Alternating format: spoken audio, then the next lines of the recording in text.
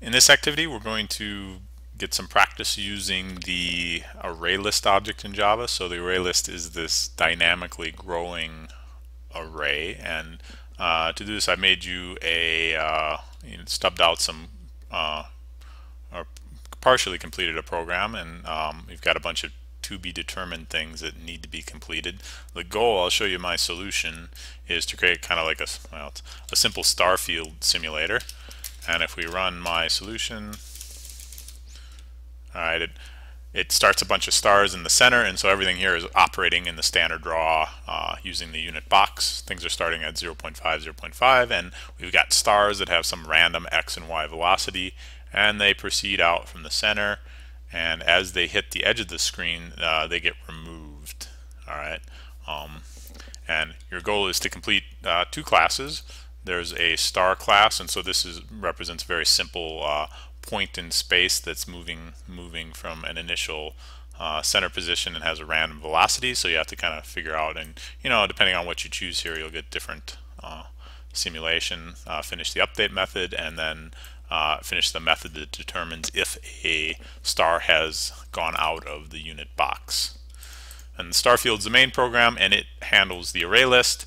It has an infinite animation loop, and it creates new stars, adds them to the array list collection, and then it goes through the stars, and while it's going through the stars, it's actually checking to see if stars have fallen off out of the unit box, and then it deletes them and updates and draws them. So go ahead and have a shot at that, and then when you come back, I will show you my solution. So I'm going to start by finishing our working on the star class. All right, and filling this in. So we want a star, and as I said, it's going to start in the center of the unit box. And so we want to start this guy at 0.5, 0.5. And now we've got to choose a random x and y velocity. Okay, and we could do this using math.random if we wanted to. Okay, we could do some figuring with math.random, and then remember this always returns a number between 0 and 0.9999999, and you could kind of jiggle with that and make it produce a number in a certain range. I'm going to use, since I provided you with the standard random class, there are a bunch of methods in standard random, and the one I'm going to use is uniform. Oops, uniform, and it takes two doubles, and it's going to basically draw numbers between double A and double B. And I don't know, I mean, so you might not have known, like, I mean, what's a good velocity range?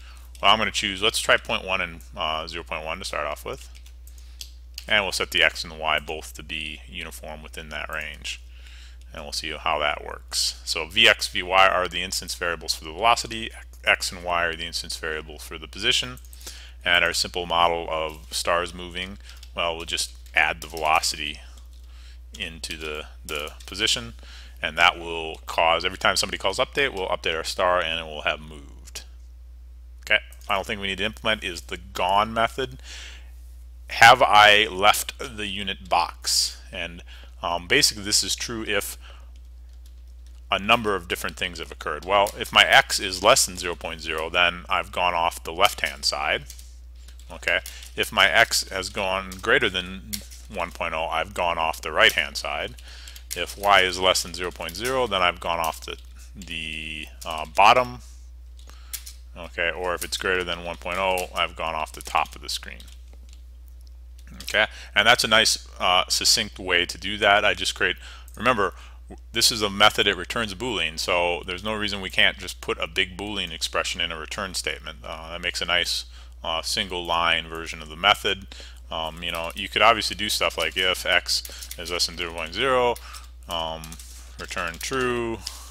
If x is greater than 1.0, return true, and so on. It's just a lot more code. So this is a nice, elegant way to do it, and that finishes the star class off. Let's do the star field. Our comment's saying, well, we first need to create an array list that can hold star objects. So how do we do that? Well, we have to create an array list, and what do we put in the angle brackets? We have to put the type we're storing, and we're going to store objects of type star in our array list. And whenever you create an array list, you also have to put the identical thing on the right hand side along with the empty parentheses. So that gets us our array list, and I already gave you this import, so we didn't have to add that. Create a new star at every time step and add it to the area list.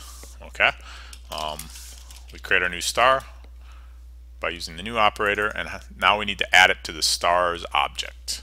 Stars is an array list, and it has an add method, and we can just add that star to the array list. All right, now for the somewhat tricky bit.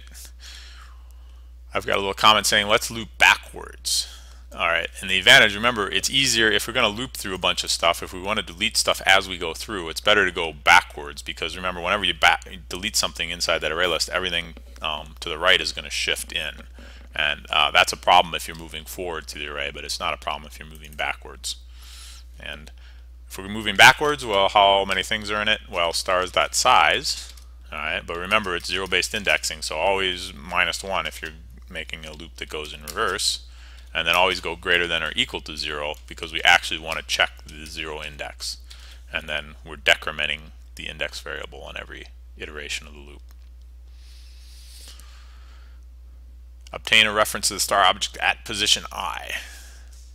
We need to pull out, if we had a normal array, we'd use square brackets here, but since we're using an array list, we have to call methods on the stars object. And what method do we want? Well, we just want to call get. Get I will get whatever star object is in that position and put a reference to it in our local variable star. If star gone, so calling our little big Boolean expression with 4 ors in it, if it's gone, what shall we do with it? Well, let's just remove it from the array list. Alright, we can remove it by this index I. Alright, we have our star field simulator. Okay, and let's run it. Okay, it's launched in a different screen. Well, it's working. The stars, it doesn't quite look quite the same as my other one. Alright, the stars are moving quite quickly, and so maybe I want to back this velocity off a bit, take it down an order of magnitude. Okay, and now I've got a star field that looks like that.